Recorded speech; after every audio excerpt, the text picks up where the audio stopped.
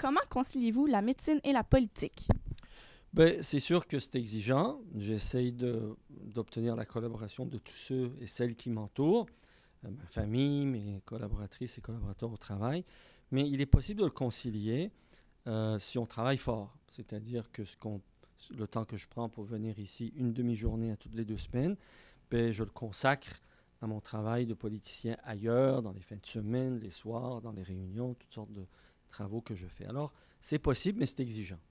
Avez-vous décidé d'aller en politique pour changer les choses au niveau de la santé?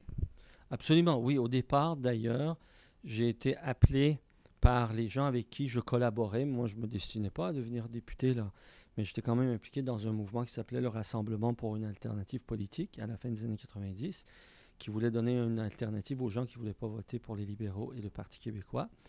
Et à ce moment-là, ces gens-là, à un moment donné, se sont tournés vers moi parce que j'étais impliqué dans la défense du système public de santé. Puis ils pensaient que ça allait bien avec nos valeurs, qu'un médecin soit un porte-parole d'un parti politique qui était soucieux des services publics.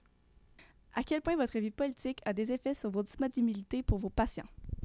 Ben, c'est sûr que je suis moins disponible, c'est-à-dire que quand je vois les patients aux 2 semaines, s'il arrive un pépin, je ne peux pas être ici présent pour régler tout ça moi-même. Alors je compte sur la collaboration de mes collègues. J'ai plusieurs collègues qui travaillent ici comme microbiologistes et infectiologues. Puis heureusement, tout le monde est très sympathique à ce que je fais et sont gentils et conciliants avec moi.